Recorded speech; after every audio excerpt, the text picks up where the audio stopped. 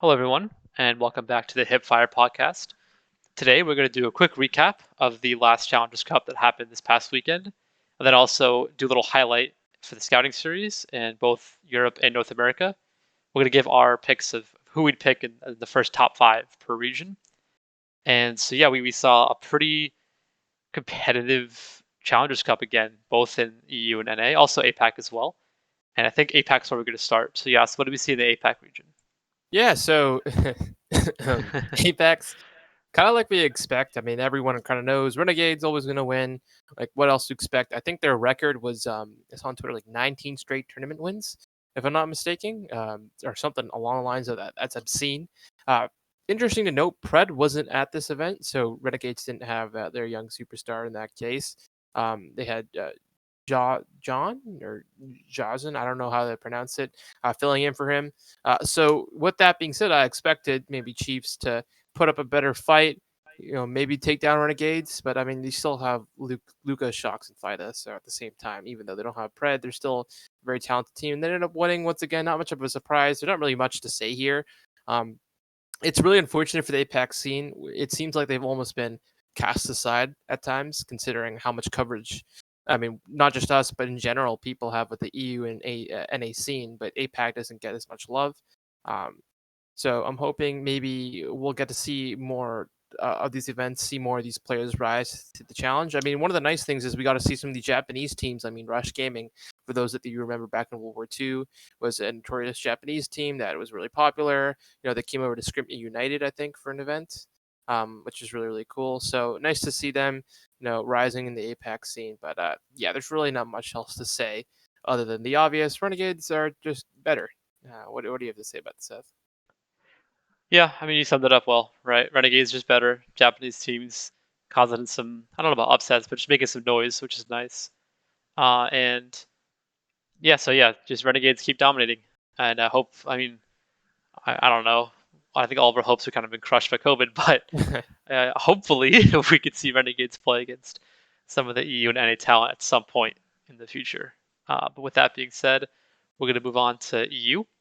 So in the EU scene, obviously, Dave and his goons are back up on top. You see his little wink there, his patented Dave wink. So they took it over the Rams in a double best of five, and it was quite a good series. The whole run was quite impressive because you got to come from losers is never easy to do. And obviously, House of Tarth, our prior winners, came third, and Singularity, our runners up in the last cup, came sixth. We thought that EU coming in was pretty top heavy last weekend, and it proved to be basically two cups in a row. Although I will say, team Heretics and Obtain Esports and some other teams as well did impress for sure. So it is more top heavy than NA, but it doesn't mean there's not going to be upsets, and it doesn't mean the competition's not nearly like that far behind. I think there's a lot of teams that are very skilled, just need to clutch up. Like specifically Obtained, I know they're kicking themselves because they had some close games that didn't go their way, and it's nice to see that that even though it is top heavy, the talent pool is widening, I guess. But what did you see in EU? I think very similarly. I'd say. I mean, we had our top four before the first cup, being Rams, the Spanish team, so Journey, Lucky and Co. Orglis, so former Team More with Dave. House Tarth, which was Afro's team with Defrag on it, and then Singularity, which is Bids and Co. And so we expected them to be the top four, and I mean that has held true for the most part.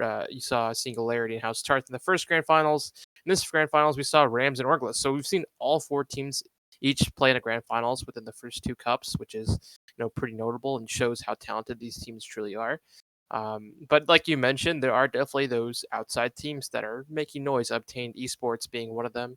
Obviously, with BBC Connor and his team, we've seen teams like Team Sween make some noise. We even saw, if you check out our Twitter, we had an EU highlights package, and one of the notable upsets was Heretics. So that was Method Sick and Eric Boone's team upsetting a House Tarth in Renders Round 1, which kind of created this crazy bracket that we ended up having.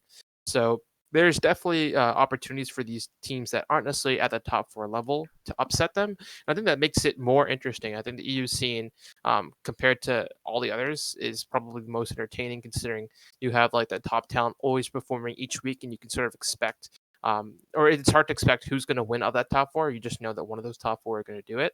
So that's really entertaining.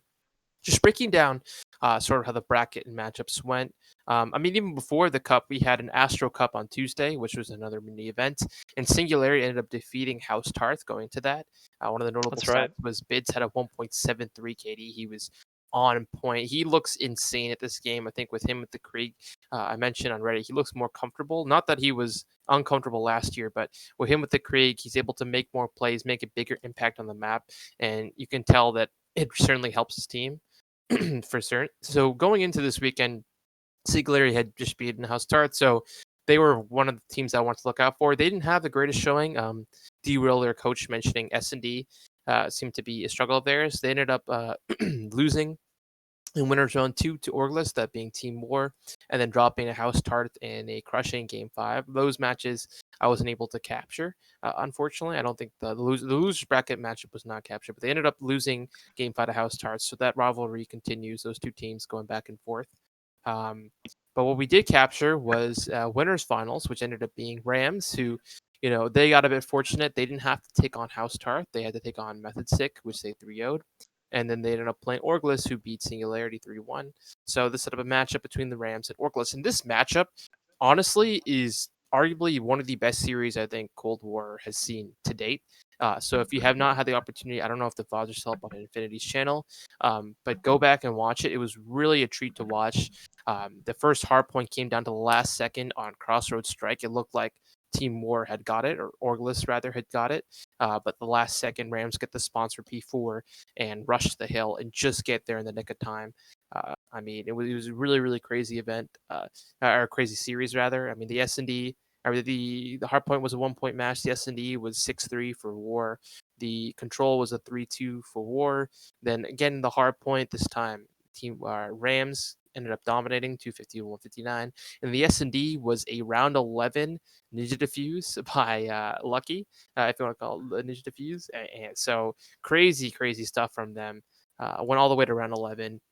Some of the nice stats. I mean, Lucky had some incredible plays. He had a 1.4 KD in that series. He was making plays left and right. I mean, there are highlights that we didn't even show where he was sneaking through and shooting guys in the back and helping get spawns. And I think he looks very strong, and it's nice to see him back. We didn't get to see that last year. But looking at the side of Orglis, they obviously were a bit crushed by that series. They definitely felt like they should have won that, and by all accounts, they should have. Nasty once again with a 1.33, so proving himself as one of the more talented players in the region.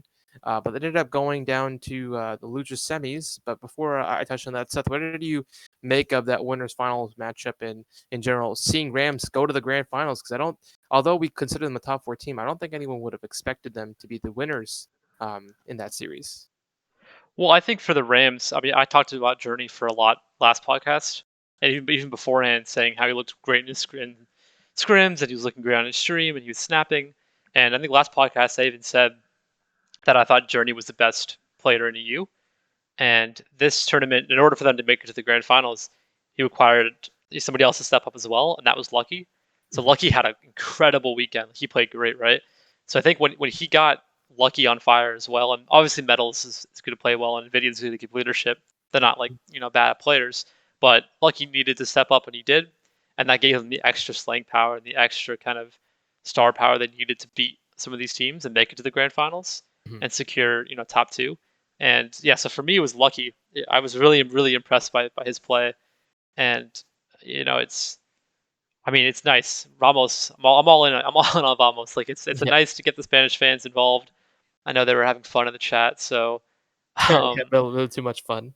I mean, a little bit too much fun. But no, it's good to see that the scene can still survive because I know a couple years ago when some of the Spanish organizers like could no longer kind of have their own tournaments, and their like own Spanish leagues shut down. People were worried about the Spanish scene and surviving and everything, but it's all about the players, and if they're playing well and playing competitively, the scene will keep going. So it was good to see. Yeah, no, that for sure. I mean, one of the interesting things to note about that series as well was that they took both hard points, and against a team like Orglis, who I felt are very strong in respawn. They're probably, from what I could tell, the best fundamentally in terms of respawn game modes. They seem to always be set up for hard points, always be quick on the rotation, and making life more difficult on the other teams. And I noticed that to be a theme with them throughout the tournament.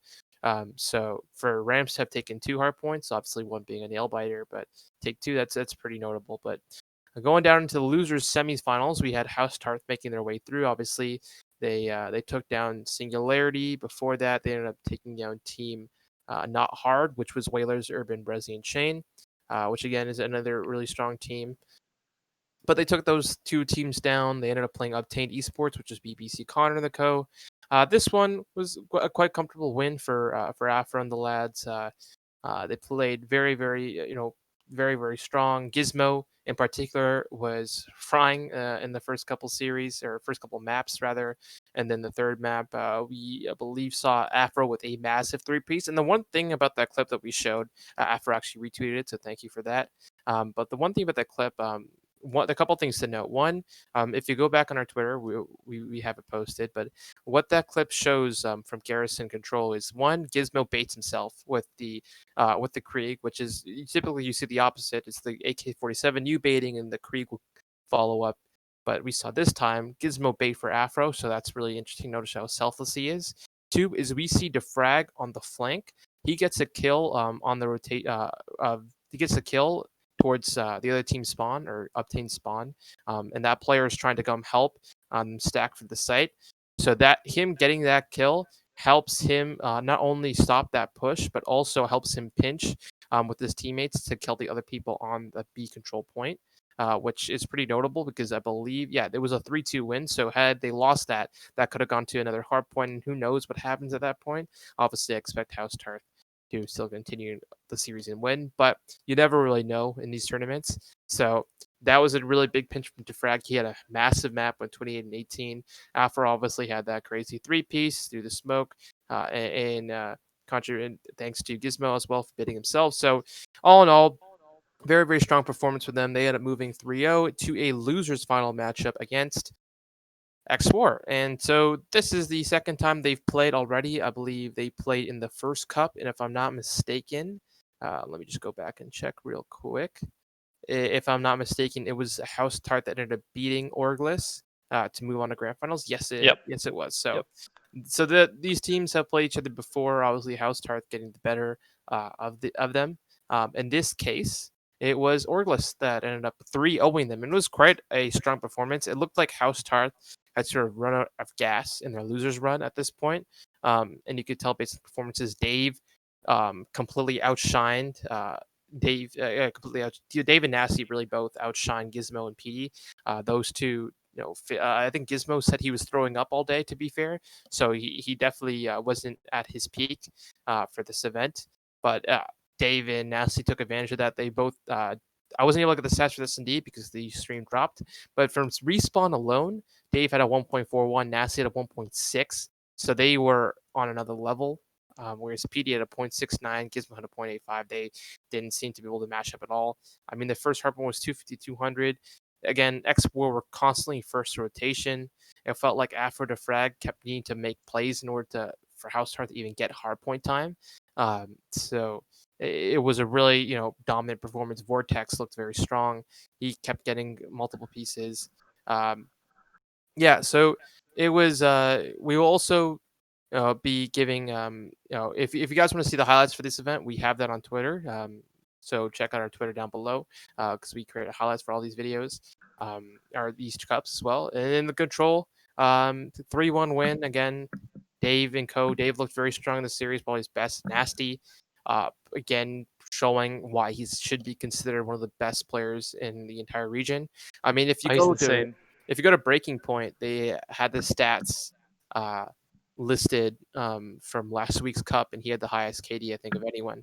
So there's a reason why London wanted to pick him up in the first place, and he's definitely a player to watch out for. But Seth, what did you make of House Tarth bowing out in a 3-0 fashion when everyone thought it was going to be a lot closer of a series?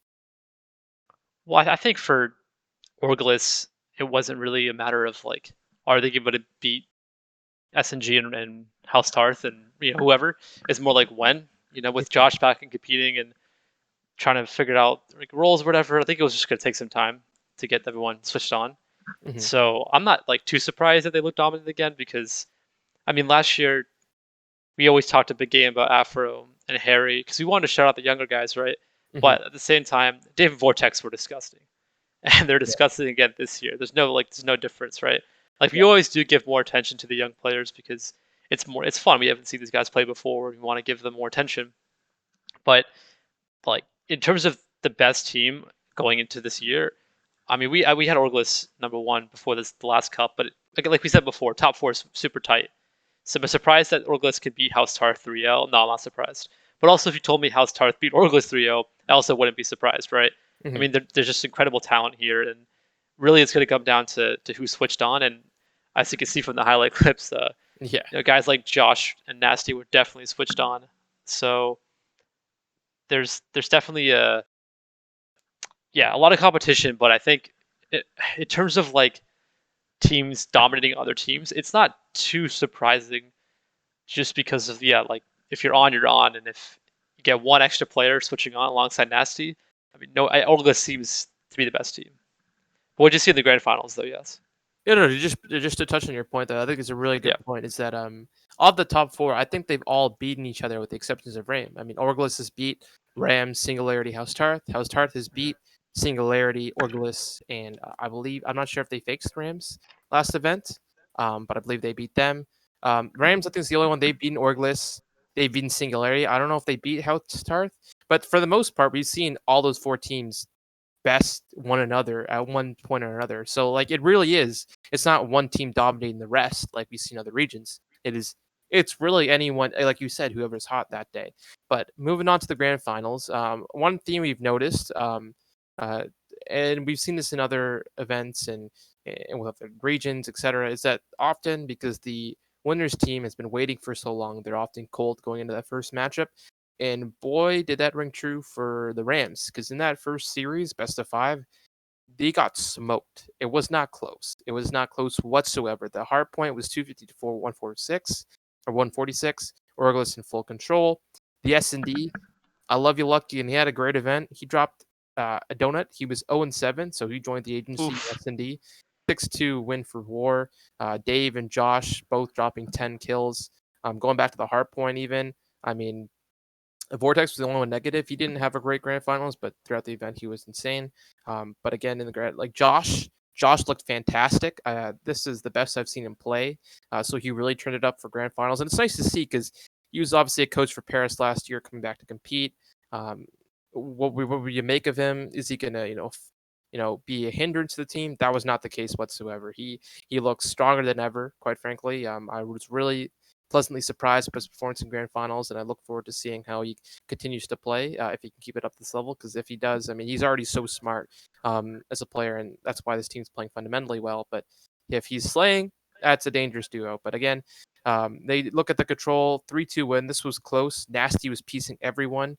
To give you an idea, guess what was Nasty's KD in grand final in the first best of five before I I don't told like a you. like a 1.4. I don't know. It was a 1.81. He had a 1.8. Oh my At god, a Jesus. 1.81. He was disgusting. Was that first series, right? That was the first best of five. Then we go Yeah. to the Okay. second best of five. I think this was an opportunity for Rams to collect themselves, which they did. The first hard point was a lot closer, 250 to 241. Again, Josh was making a lot of smart plays, and War was always winning gunfights and setting up first on rotation. They were winning the gunfights on rotation, and that's what's really separated them. Dave again getting the better, and the broadcast mentioned this throughout this series. Dave definitely got the better of Invidian. They kept mentioning how they like Invidian, but he's too slow of an AR player, and you see that in his low engagements. He was constantly bested by Dave, and I think that proved to make things very difficult for Rams this time around. Obviously, even in the first best of five, you could have definitely, I mean, one round difference, and it's Team War that's in the grand finals for winners, not Rams. So I think for them, if they're gonna get better, they're gonna need someone either Nvidia to step up or to pick up another AR that's Spanish. But anyways, first hard point, very, very close. Go to the S&D. Again, round 11 win. This time the Rams take it on Moscow, so the same map that they won in Winners Final Game 5. Journey going huge, 14 kills, 14-6. So he really popped off. I mean, I think on our highlight video on Twitter, we showed he had an S&D ace. Methods also had a 1v, or Metals rather, had a 1v3. So really, really, really cool by them. They pulled it off. Josh again dropping double digits in S&D, so that's 2 times in a row that he did in grand finals. The control 3-1 win for Orglis, and again, like I said, respawn for this team is never going to be an issue. They look very strong, probably the best control team at this event, in my opinion. I don't think they dropped a single control, if I'm not mistaken. Maybe I literally just forgot like 5 seconds ago and they did, but I don't think they did. They were very, very strong. Notable again, Nasty 23-17. He does it both with the Krieg and the AK-47U, which is notable because flex players like those are people that are coveted in the league, and we'll get to that later on. And then the hard point, this one, 250 to 159, dominance by the Rams. Uh, Again, Journey 28-20 popping off for the team. Josh tried his best, 27-19, but it just simply wasn't Wow. enough. The Rams actually pulled this one out, which was notable. I was expecting this to be a 3-1 in the favor of Team War, but it was Journey and Co. that ended up getting it done what it mattered most, and in quite a dominating fashion. And then they go to the S&D, which goes to another round 11, game 5. Like, can you like these teams cannot get closer? I think that's 3 round 11s that they've played within the 3 series that they've had. So just to show you how close these 2 teams can be. But this time is Orglis that ends up taking it. Nasty was on point throughout the entire series with the sniper, which is another thing to note. Throughout last year for Timor, Dave was their sniper. This year it is Nasty, which just proves how talented he is. Obviously, the snipers are, in my opinion, kind of broken, but it doesn't matter. They are what they are. Nasty is using it to his full potential and ends up getting the 6-5 win for Orglis. So congratulations to them. They played insane all event. I mean, just looking at the KDs overall from the second best of 5, Nasty with a 1.2, Journey with a 1.32. So he really popped off compared to the first series, but it wasn't enough in the end. And Nasty was my team or my performance MVP. But at the end, Seth, what do you take away from that grand finals? Well, yeah, you summed it up nicely. I think the takeaways that I take away is that Nasty probably should be in the league and probably would have been if he got a chance last year, Mm-hmm. right? And then second takeaway is like we talked about it with Paj, where he said like Nvidia would be a good leader for these guys Mm-hmm. and could be like a good, fourth for them.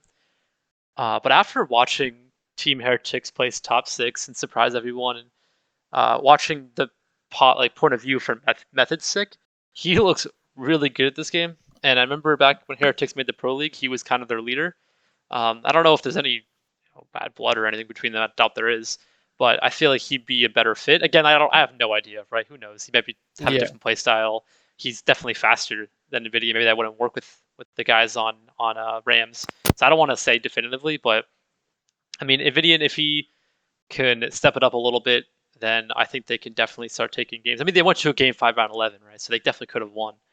But I can see what the concern is with Nvidia, I guess I'll say. But I don't, yeah, I don't know if he has that much of a higher gear to hit.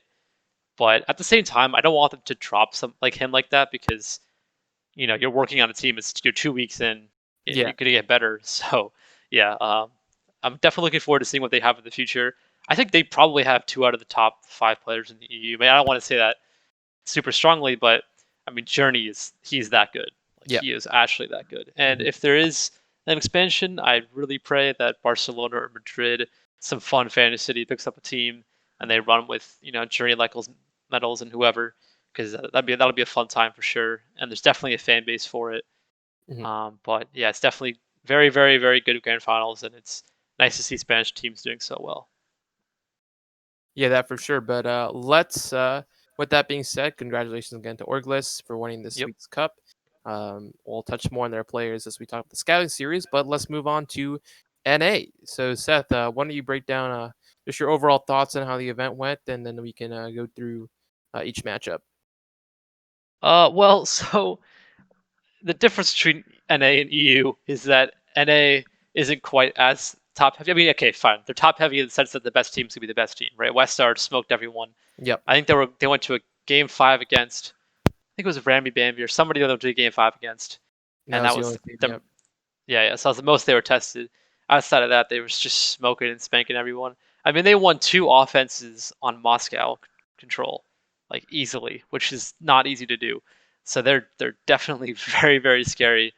But as a whole, like I was saying before, with EU and NA, it's a lot more competitive.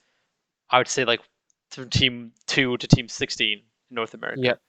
which is why you see like UT Crew jumping up 29 spots and Remy Baby jumping up 12. And we had some teams that performed well last year not even show up with the full roster this year, like this week. There's already like a bunch of roster changes. NA is just a crapshoot for AM Talent, AMC. It always has been. There's going to Hmm. be volatility for the most part. Again, with like Wester, it's just the anomaly this year. But one big difference I wanted to say out of the get go is that Smokes.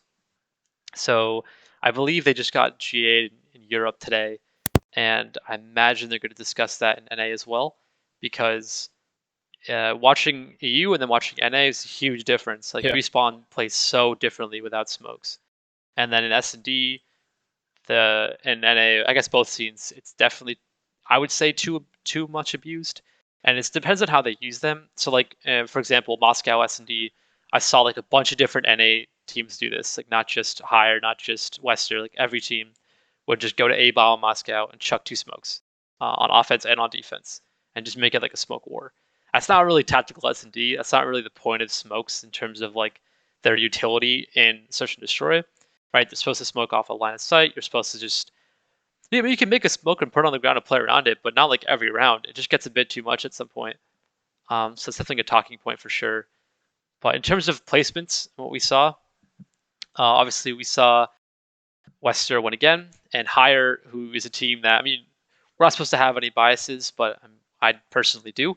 I love Higher. We interviewed Gunna, the coach, in the last podcast, and we've had Zinx on before. And Pentagram's a super chill, nice guy, so it's hard not to root for Higher. So I'm very, happy that they were able to finish second, and they did it in a pretty weird way. Where last tournament they were, I would say, one of the better S&D teams, and then this tournament, except for against Westar, they were just smoking people in respawn. I think UT Crew gave them a bit of problems in respawn as well, but they looked like a much better respawn team. And I know Spoof tweeted out, he said like the stats may not show, but we feel like a better team. And I agree. Just watching Higher play, they definitely felt like a better team this tournament, which is scary because they got to keep improving for sure. UT Crew, that's Sib and his team, and we actually had that team top four before the last cup, but they finished like top 32 after they got a pretty rough bracket playing LAG Academy early in last week's bracket. And so this week's bracket, it was going to happen again because of their poor placement. And they ended up playing Sicario pretty early on. And luckily enough for UT Crew, they beat Sicario. And then after that, they got the steam they needed to push all the way up into a third place. And Sib was disgusting. He is insane with the sniper. There's some clips on our highlight video on Twitter of him just quickscoping people left, right, and center. He's probably the fastest sniper I've seen in the AM scene. Like really, really quick reaction, really quick flips. Like I would say he's on par with Blast. Like he's right there. He's insane with the sniper. Also in respawn, he was frying as well. I know people are gonna keep saying it forever, but he has to get better at comms. It's definitely true. But that team definitely impressed, and I'm glad to see them do well.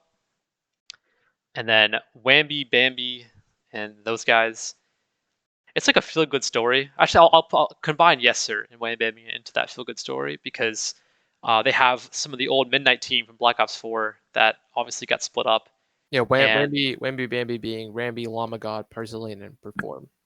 yeah, yeah, so it was Llama God and Brazilian and then Brack off of Yes Sir. And Mhm. those three were some of the teammates on that Midnight team in Black Ops 4 that came out of nowhere and impressed a lot of people. And unfortunately got broken up due to the org not having money to pay them.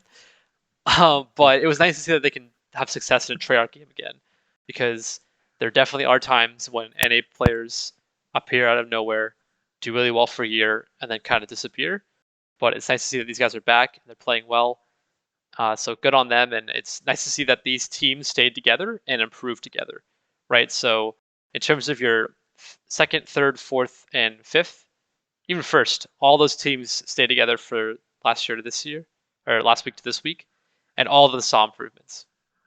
and the teams that made changes that were in the top six are not there anymore, or were in the top 16 aren't there. So there definitely is something to be said for sticking together and seeing how it plays out.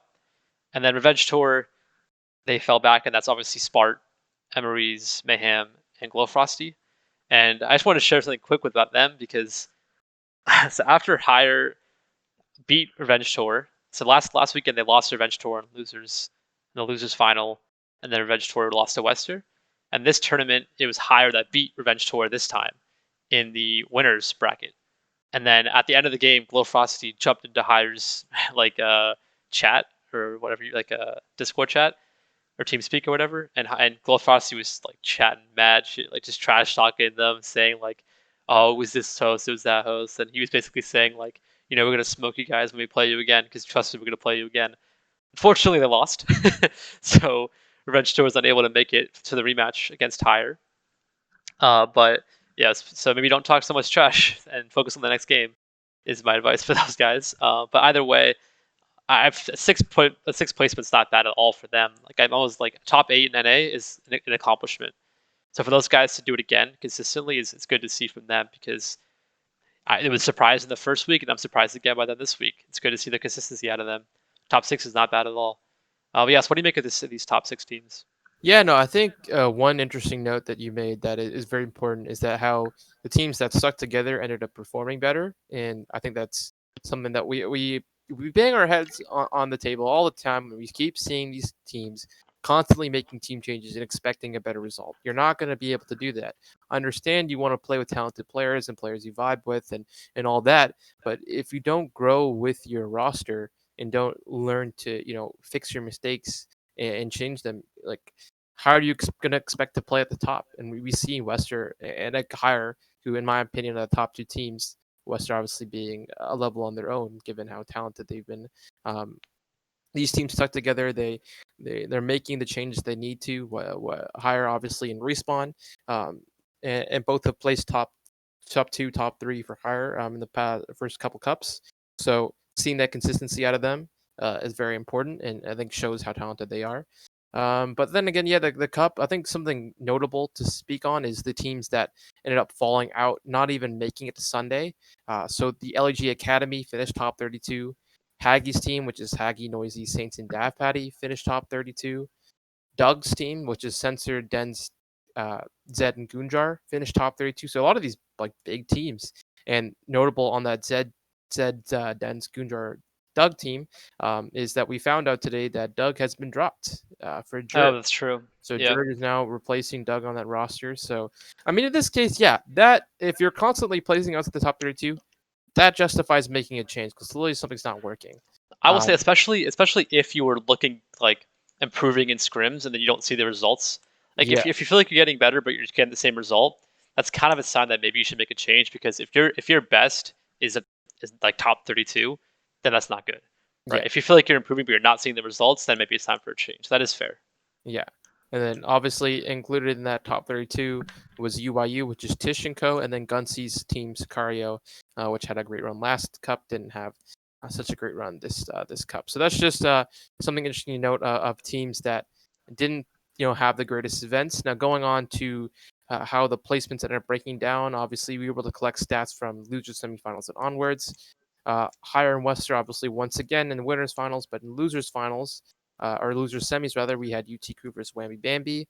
So it was quite the run for Whammy Bambi. They had again quite the dream story, if you want to say it, not dream story, Cinderella story. But even then, it's like these players have been at the top of the MC before, so I guess it isn't a big surprise, so to speak. Yeah. But the Sib, as you mentioned, was the one that he was starting to show his full potential. He's I so mean, quick. He's his, so his quick. S&D 2012 and 5. I mean, you still see in the highlight video that we made, he was consistently popping off, especially with a sniper, which the snipers in this game are notable for their low or slow ADS. Sib makes it looks like it doesn't even matter, being 12 and 5. Um, I mean, he went 34-19 and the hard point. He's also, I believe, Jesus. a flex player. I've seen him use the Creek quite often, and he's dominated with it. Again, like you mentioned, comms are going to be something he needs to focus on. But in terms of talent, he has it. He had a 1.28 that series. They took it swiftly, 3-1. Ramby and then won the control, so they were able to take that away. But Yeah, besides Perform that, went off in the control, I yeah, think. that is true. Yeah, Yeah. he did. He had a 1.71. He had 36 and 21. He had his best map, and he really needed it after a lackluster 0.39 in the hard point. So he made Yep. up for that. Then moving on to losers finals, obviously we saw Higher play against Sib's team. This one went to a map 5, and it was a lot closer. Pentagram went off. He had a 1.18 this series. He was constantly playing a top, and especially the one thing to note was he wasn't actually going off in the S&D. It was the respawn where he went off, which is Yeah. something you wouldn't expect out of this guy, especially considering he's an S&D star for the most part. He's been incredible in that, and we've shown clips of that. But respawn, he looked phenomenal, and that's one thing to note is that he's getting more consistent in respawn, and if he does it both at the same time, the sky's the limit for this guy. So it's really really cool to see. They ended up winning the first hard point 250 to 108, so very dominant. S&D again, this time Sib 12 and 6 again went off at the sniper, uh, or went off in just in general, and they ended up taking the S&D. The control went back and forth, but again, this time Hire did a good job doing enough to get defense in terms of kills on checkmate, and they ended up winning. Again, Penta dropped 30 kills in that matchup, so very impressive by them. And then you go to the hard point. This time it was the Sib and Co that ended up taking it. Phantoms and Sib both dropping 31. Rex dropping 31 as well. So all three of them were going off, and I think Rex played very very well with the sub. I remember I saw he mentioned that he feels like he keeps getting overlooked, and I can understand that given the players on his team that are notable. Against Sib, obviously being the guy that everyone looks to on that roster when they talk about it. But Rex, he had a great series himself. He had a 1.16. He was popping off the SMG, so wanted to show him some love and appreciation because he definitely had a great series here. But then again, round 11, S&D this time higher wins. Great job by Spoof, went 13 and 6. He really helped Higher move on to the grand finals. The one player, and I don't want to single him out because I think he's been solid. Phantoms went 1 and 10 in game 5. You just can't do that and expect to win. So really unfortunate on his side of things, but Higher ended up making the grand finals. And as you mentioned, Wester did better than everyone else. I think besides Ramby Bambi, they only had one team that took it to the game 5 as well in Cup 1. So they aren't getting taken to game 5s very often, and they weren't taking the game 5 in this. We talked about in the EU Challengers Finals how teams waiting around for a while may get cold. Yeah, Wester doesn't get cold, apparently, because they Yeah, just it wasn't close. destroyed. It was demolished. It was demolishing. It was 250 to 184 in the hard point. Wester was in full control. The SD was 6-2, and the control was a 3-0. 3-0. Won every single round, which you don't usually expect, even in control. I mean, look at the stats. Gravity 1.26. Okay, not too bad. Venom 1.29. Okay, that's incredible. Zaptius 1.22. Okay, just fantastic. And then Paul 1.41. Like they all went off. It wasn't a single player. It wasn't two. It wasn't three. It was all of them. All of them played to perfection as a team. And I know there were allegations made by some of the pros or subtle jabs that maybe these teams are cheating. Paul streamed it, and they're not cheating. From what we can tell, they're not. And I think it's unfair to keep accusing top AMs of cheating. We did it. People did it with Wake. People did it with Mac. I think it needs to stop because, quite frankly, these pro league teams are going to know if you are, and you're not going to make the pro league. You're not going to be in the pro league if you are cheating. So these guys are just simply that talented, and I think we have to recognize that. So good on Paul for being as talented as he is, and Wester being as talented as they are, and they ended up dominating the competition. And that's something that's rare. We haven't seen an AM team, or at least we didn't see it last year, dominate the competition early on as we are seeing with Wester. So really cool to see, and yeah, overall great cup by them. Yeah, honestly, I was going to quickly say before we get on to the scouting series, it looks like it's like a 4 Awakenings on the map. Like from what I can remember from Awakening last year, early on in the Challengers Cup, you're right that no team dominated, but Awakening was dominant. Like he was very clearly like the best player at the in like the NAM scene early on. But yeah, like it was just like it's funny that you say that like it's right. We haven't seen a team like dominate like that in the AMC, but they honestly look like 4 Awakenings, just melting everyone. So just kind of funny though there. So with that, let's get on to the scouting series. So for this, we had some plans to do like a draft, mock draft thing, but it kind of fell all apart, and it wasn't really, you know, didn't really seem like the best thing to do. So instead, what we're gonna do is we're gonna give you guys our top 5 picks. So what this means is these picks are if we were the worst team like Seattle, we'd pick this guy first, and then if we're the next team, we'd pick this guy, and we split it up region by region because without them playing against each other, we don't really know, right? It's tough for us to say. So we'll start out with EU. So for the first EU pick, we would go for Afro. So Afro's a guy we talked about a lot last year, and we're going to keep talking about him this year.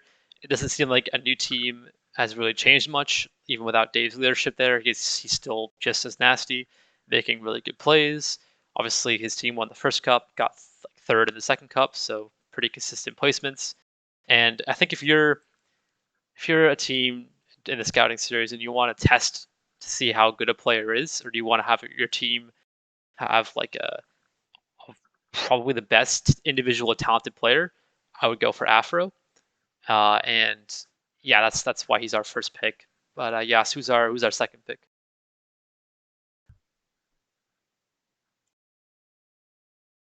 You there?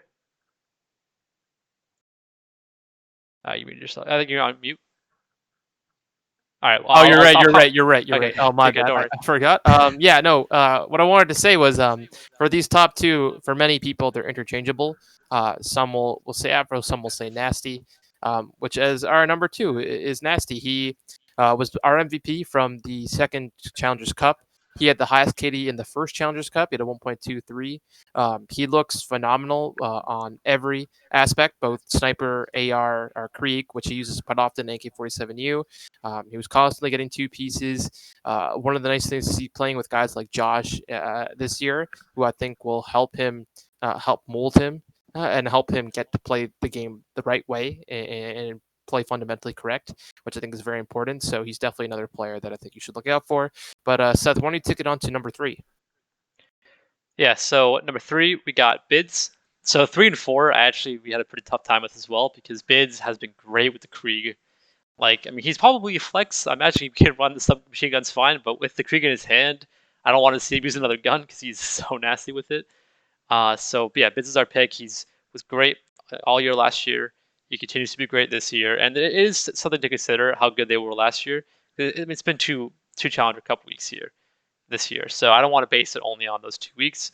But also, dating back to last year, Bids looked great, and he also has good comms and is a good teammate. So picking him up make a lot of sense, especially if you're drafting like a 4-man team.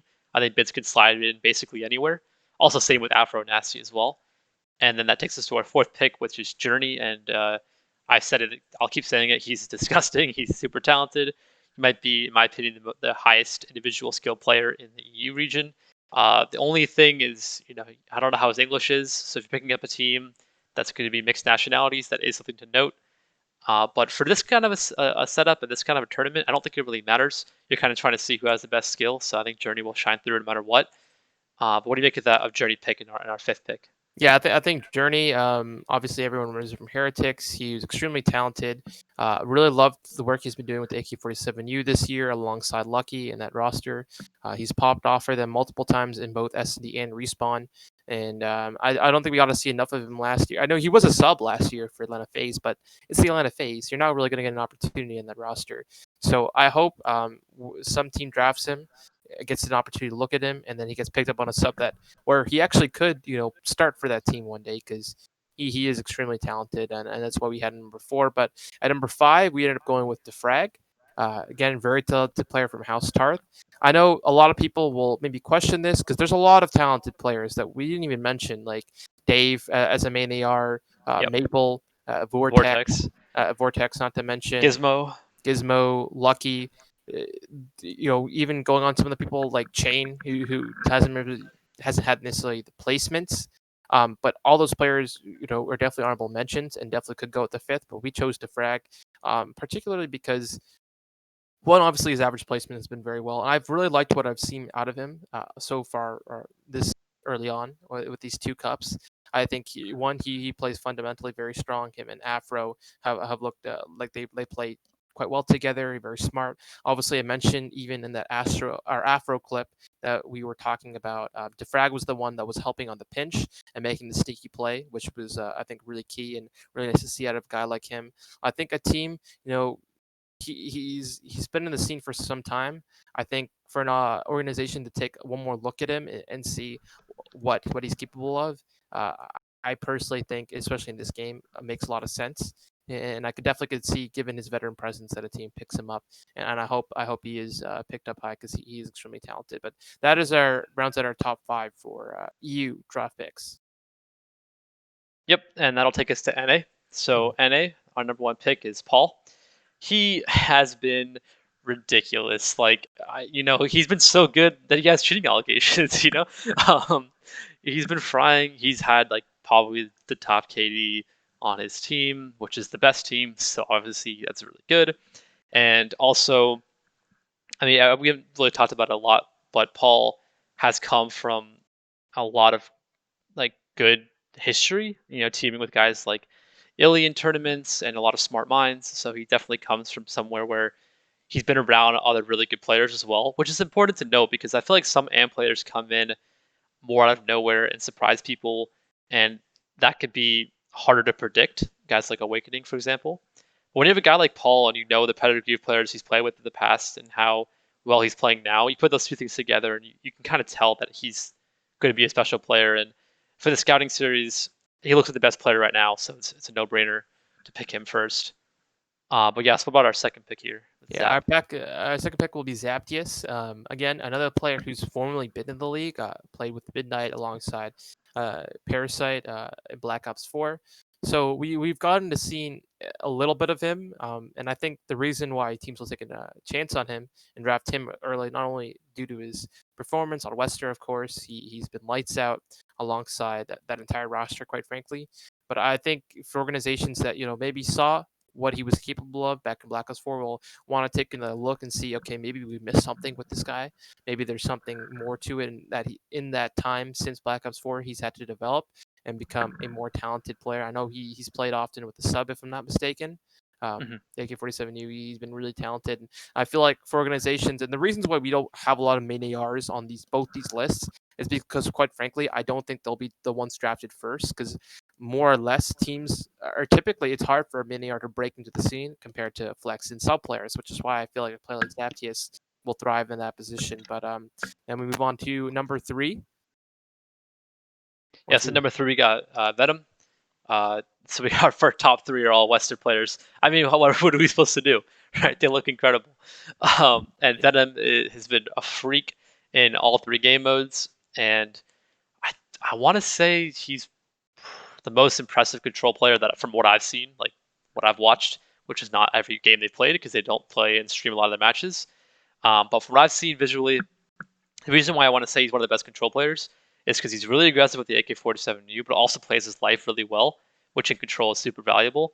He's not the kind of aggressive sub player that'll throw his life away, right? So he knows kind of the how to have the good movement, how to have the snap, but also how to take care of his life, make sure he doesn't throw lives away. And I mean, he's super disciplined in the role that he plays. That's pretty unique. That's why I got Venom going third.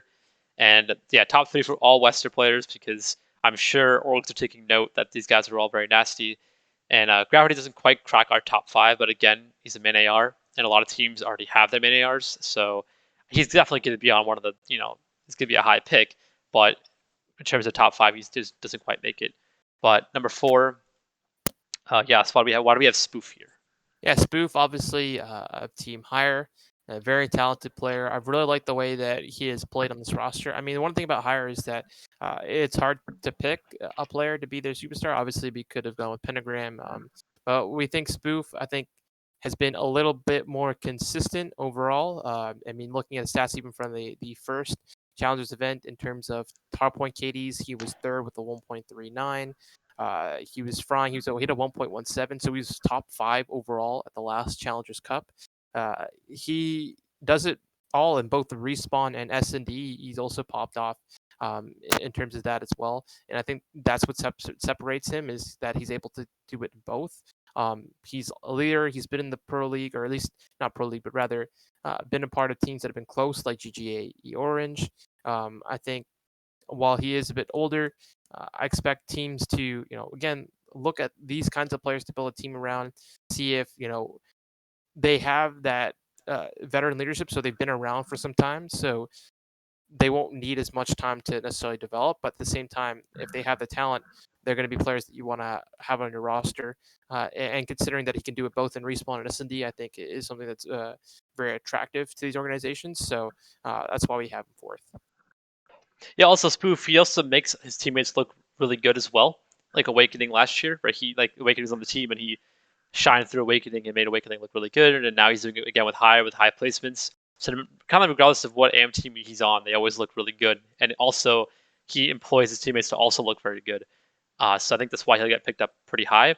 Also, he also had a chance to play in the league, right? But he got taken away from him because he got benched before he got a chance to play, which is a horrible thing to happen. But if anybody's going to have the passion, it's got to be him, for sure. And then our fifth pick is probably one of my personal favorite AM players right now with Decimate.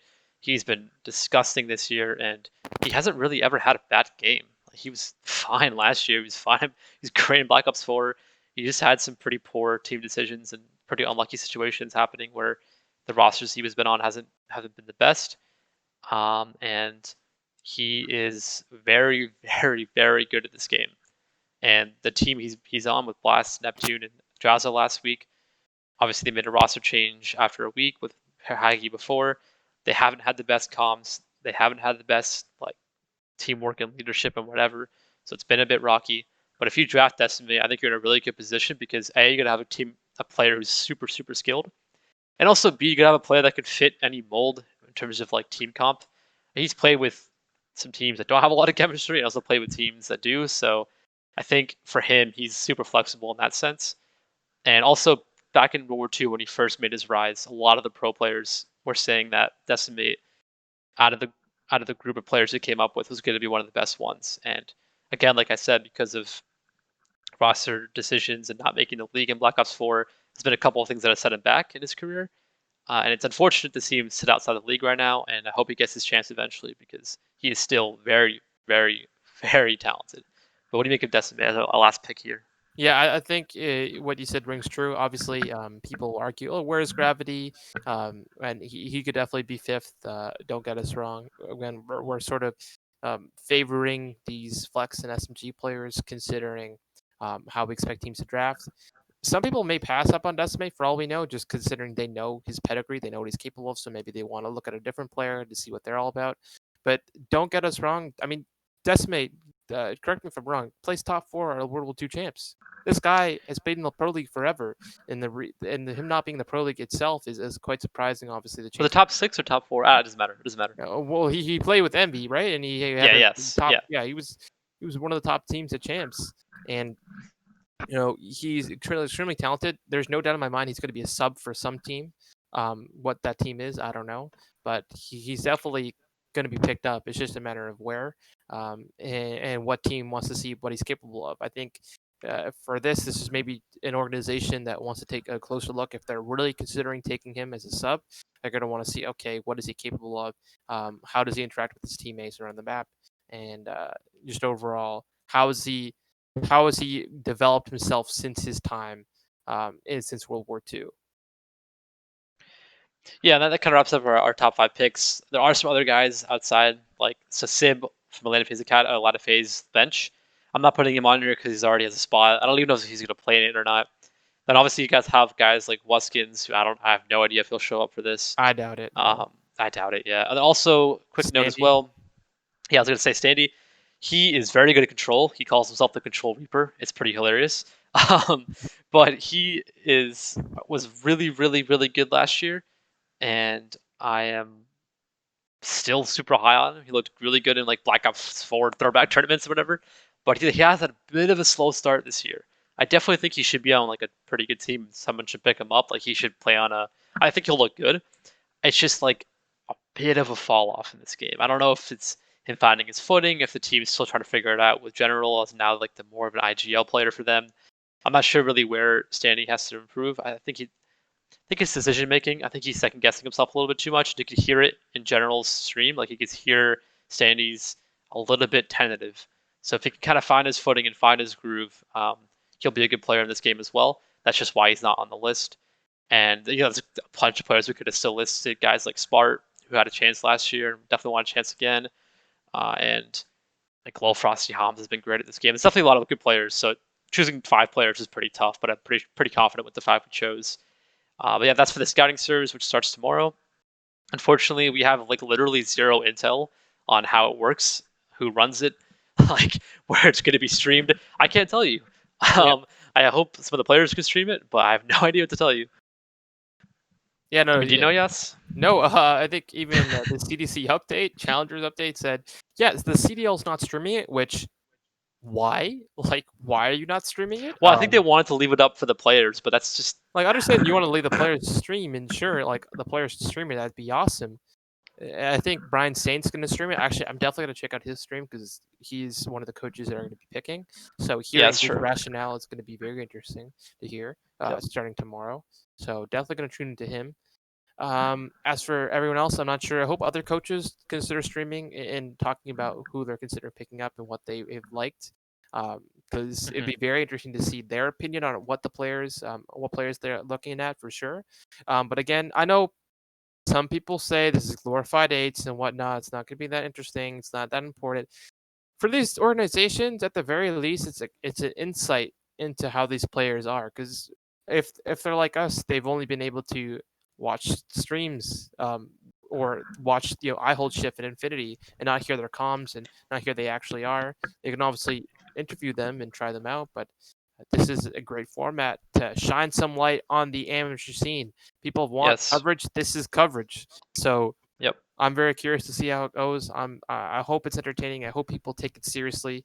I think they will because it is very important. But yeah, not really much update in terms of how it's going to work because yeah, Yeah, I the can't tell league you. is not saying Also, anything. it's also interesting to note quickly too. Wester breaking Wester up, breaking the 3 host Cali guys up, and seeing how they do on like better on like neutral hosts or whatever. Well, I Yeah, mean, we'll see, right? That's a talking point because they've had their cute little host set up and they've been destroying people. yeah. Obviously, it's not all to do with internet. I'm not saying it is. What I'm saying is breaking those guys up and having them play on different teams. We'll see who like looks the best, kind of, right? So that'll be interesting for sure as well. And let's not get something wrong. We're not going to take these performances as the end all be all because it is Oh no, just, yeah, but it is just going to be something. Okay, if they perform really well, okay, that's interesting to note. it's like, oh If damn, Paul really is that good. Like what? Yeah, like okay, like Yeah, no questions asked. But yeah, that's just yeah. our thoughts. Yeah, so hopefully you guys enjoyed this little breakdown for you guys. Let us know what you want to see in the future, and if you want to see longer highlight videos on this channel, or if you'd rather see them on Twitter, and kind of like what kind of content you guys want to see moving forwards. We're definitely going to try to interview more people when they're Yeah. less busy.